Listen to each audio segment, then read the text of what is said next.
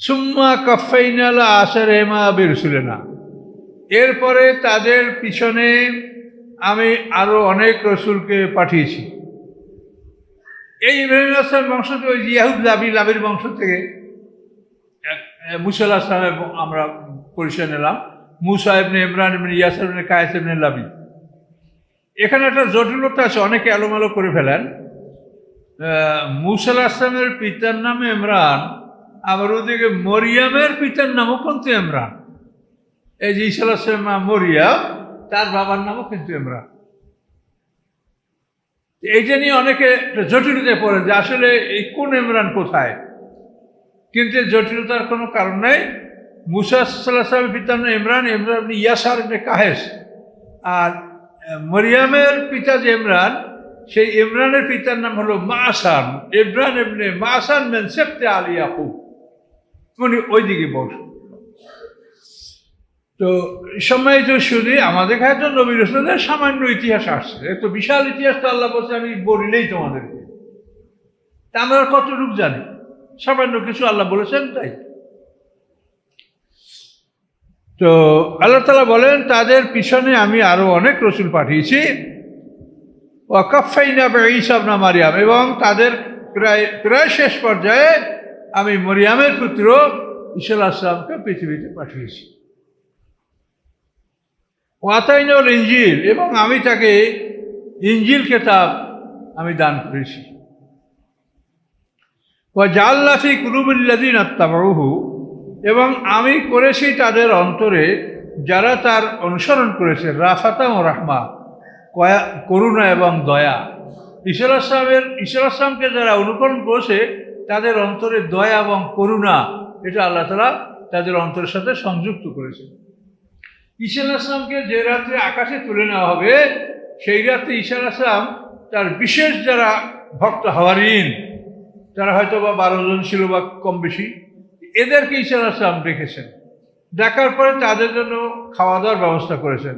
খাওয়া দাওয়ার পরে ঈসা আলাইহিস সালাম নিজে তাদের হাত ধুয়ে দিয়েছেন এবং রুমাল দ্বারা তাদের হাত মুছিয়ে দিয়েছেন এবং বলছেন যে তোমরা মানুষের সেবা করবে।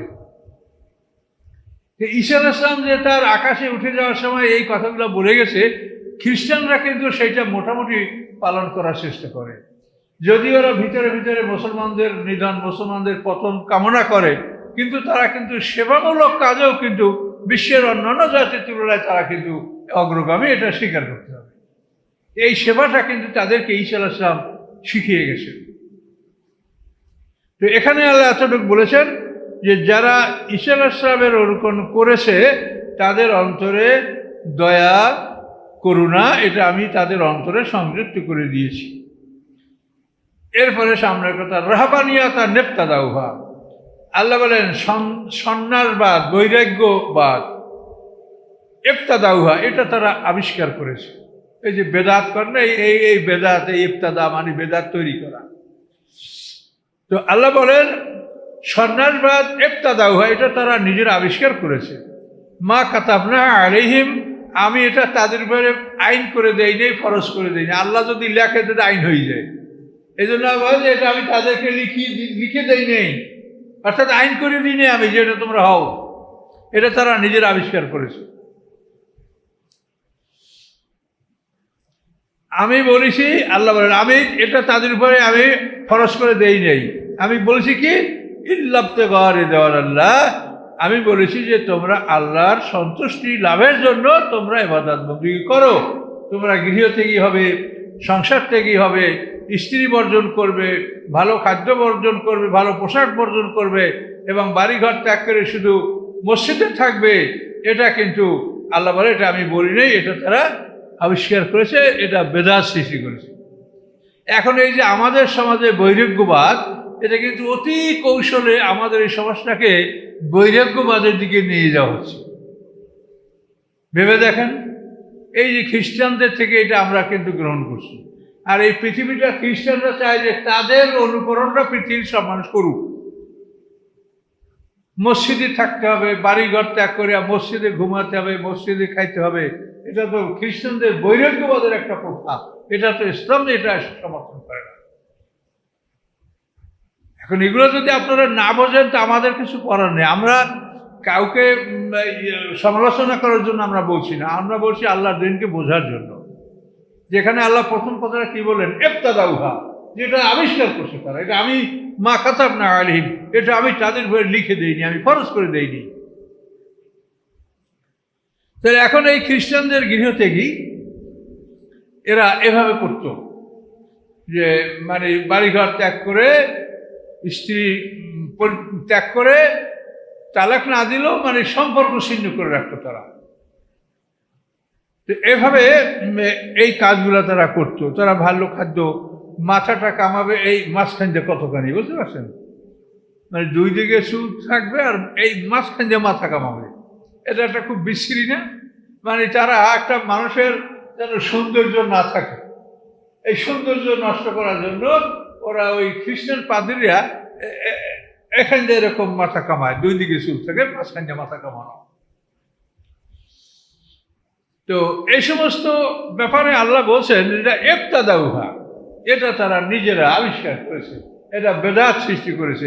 মা কাতাবনা আলাইহিম, আমি এটা তাদের উপরে ফরজ করে দেই নাই। আমি বলেছি, আল্লাহ বলেন ইল্লাবতাগা রিদাল্লাহ, আমি বলেছি তোমরা আল্লাহ সন্তুষ্টি অর্জন করো। কিন্তু আল্লাহ বলেন ফামা রাও হাক্কা রিআয়াতিহা, অথবা তারা এর যথাযথ দায়িত্ব পালন করে নাই। এই সন্ন্যাসবাদ, বৈরাগ্যবাদ আবিষ্কার করিয়া মসজিদে যাইয়া তারা যথাযথ এর হক আদায় করে নাই। পরে তাদের মধ্যে দেখা যায় যে তাদের চরিত্রহীনতা, চরিত্রের মধ্যে দুর্বলতা এবং অশালীন কাজকর্ম, এগুলি তাদের মধ্যে এটা ঢুকে গেছে। এই জন্য আল্লাহ বলেন ফামা রাও হাক্কা রিআয়াতিহা, তারা কিন্তু এটা সঠিকভাবে হক আদায় করে নাই, দায়িত্ব পালন করে নাই।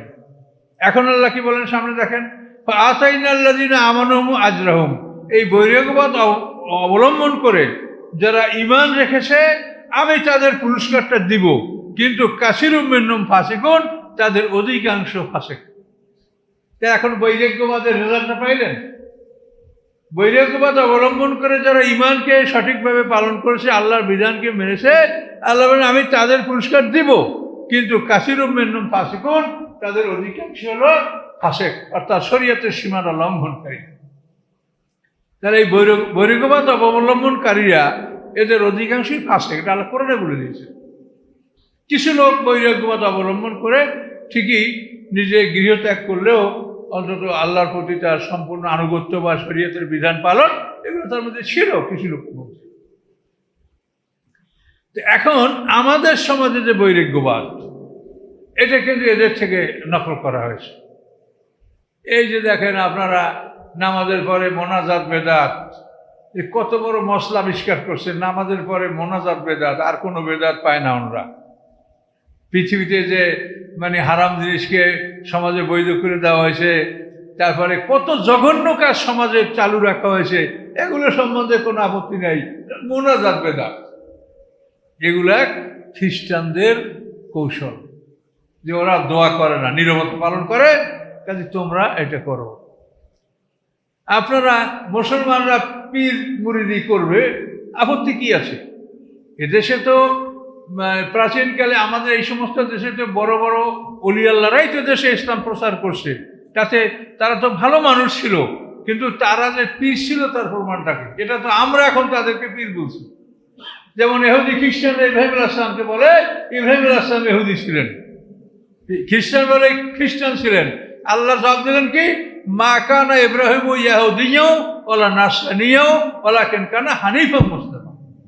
ইব্রাহিম আলাইহিস সালাম ইহুদিও ছিলেন না, খ্রিস্টানও ছিলেন না, তিনি ছিলেন সত্য অনুসন্ধানকারী একজন মুসলমান। তা আমরাও এই সমস্ত ভালো লোক যারা এদেশে ইসলাম প্রচার করছে তাদেরকে বলছি পীর, মানে আমাদের ব্যবসা টিকিয়ে রাখার জন্য। তারা যে পীর ছিলেন কোথায় প্রমাণ? তারা যে দেশে হেদায়েতের জন্য আসে। এই যে আপনাদের রাজশাহীতে এবং সিলেটের শাহজালালে, তো ভারতে আজমিরে, এই সমস্ত চিটাগাঙ্গে যে সমস্ত বাইতুল বুস্তামি, এসব লোক ভালো লোক, তারা দিনের কাজ করতে আসেন, তারা ব্যবসা করতে আসেন নাই। আমরা যখন ধর্মকে নিয়ে ব্যবসা করি এটা তারা করেনি। এখন আমাদের ব্যবসা টিকিয়ে রাখার জন্য তাদেরকে ওইভাবেই আমরা নামকরণ করছি, যেভাবে ইহুদি খ্রিস্টানরা ইব্রাহিম আলাইহিস সালামকে বলেছে যে ইব্রাহিম আলাইহিস সালাম ইহুদি নাসারা ছিল।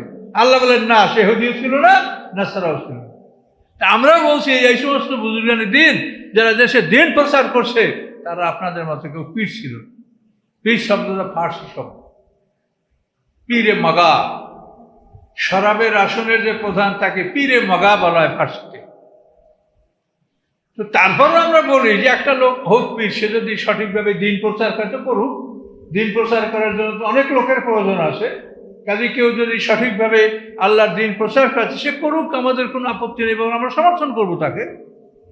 কিন্তু আসলে কাজটা কি হচ্ছে সেটা আপনারা দেখতে হবে। এই জন্য আপনারা বিবেচনা করে চলেন। এই জন্য আপনাদেরকে আমি বোঝাবার চেষ্টা করছি যে দেখেন, কোনো মানুষকে আপনি ভালোবাসেন, এই ভালোবাসার অর্থ যেন এই না হয় যে তাকে ভালোবাসেন আপনারা বিশাল একটা দলে এবং তাকে ভালোবাসার কারণে তার নামে একটা দল সৃষ্টি হয়ে গেল। কি হচ্ছে কিনা এরকম? এই শশীনাপন্থী, এই চরমনাইপন্থী, এই আট্রসীপন্থী, তারপরে এই চন্দ্রপরাপন্থী, যে এগুলো কি আল্লাহ সমর্থন করে?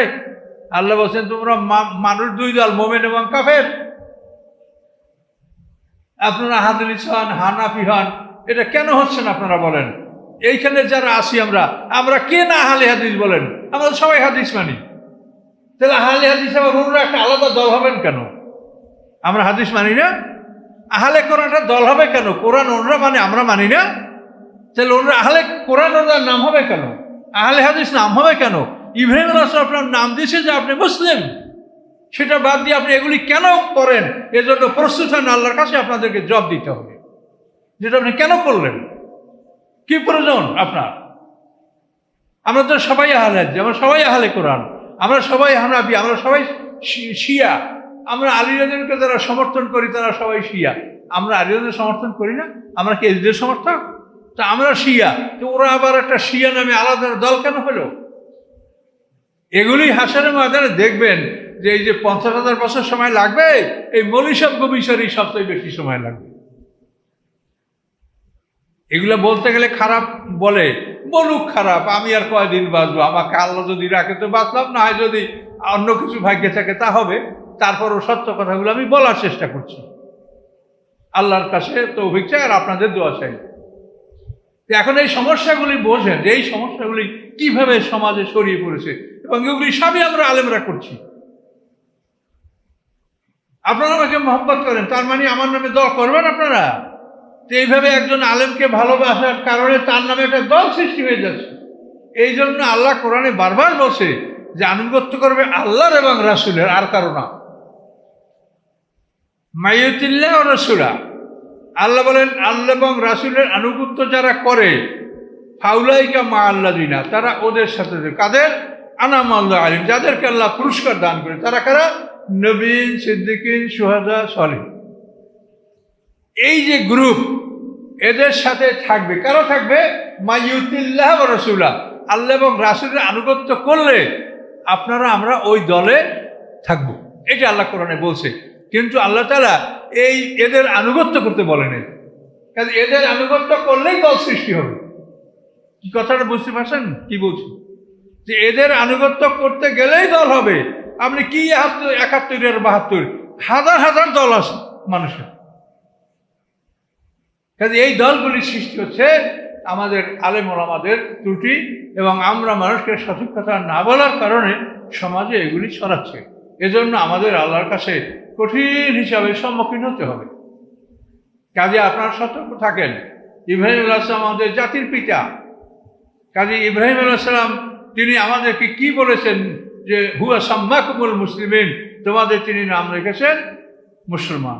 তিনি আল্লাহর কাছে কি দোয়া করেছেন? রব্বানা ওয়াজআলনা মুসলিমাইন লাকা ওয়া মিন যুররিয়াতিনা উম্মাতাম মুসলিমাতান লাক। এই উম্মতে মুসলিমা যেটা ইব্রাহিম আলাইহিস সালাম বলেছেন কোরআনে, এগুলি হলো আমাদের পরিচয়। আমরা কেন এই সমস্ত পরিচয় দিচ্ছি? কি কারণে? আপনি আহলে হাদিস, আমি কি আহলে হাদিস না? এবং আপনি একজন ইমাম, তার নামে কি কোনো দল আছে? তিনি তার যুগের শ্রেষ্ঠ আলেম ছিলেন, ফতোয়া দিয়েছেন, মসলা দিয়েছেন, এই জন্য তিনি ইমামে আজম, এটা তিনি এখন ইমাম। কিন্তু তার নামে কি কোনো দল আছে? সে কি দল করে গেছে যে আমি এটা হানাফি মজাব করে গেলাম? আপনারা কেন হানাফি মজাব সৃষ্টি করলেন? ইমামদের নামে নামে আপনারা কেন মজাব সৃষ্টি করলেন? ইমামরা কেউ বলেছে হাসরের ময়দানে ওই ঈসা আলাইহিস সালামকে যারা আল্লাহর পুত্র বলছে ঈসা আলাইহিস সালাম তাদেরকে লানাত করবে, এই বেটা আমি কি বলছি নাকি যে তোমরা আমাকে আল্লাহর ছেলে বলো? তো ওই ইমামরাও আপনাদেরকে লানাত করবে, এই বেটা আমি কি তোমাকে বলছি আমার নামে দল করো? হ্যাঁ, কোনো ইমাম বলেছে যে আমার নামে দল করো?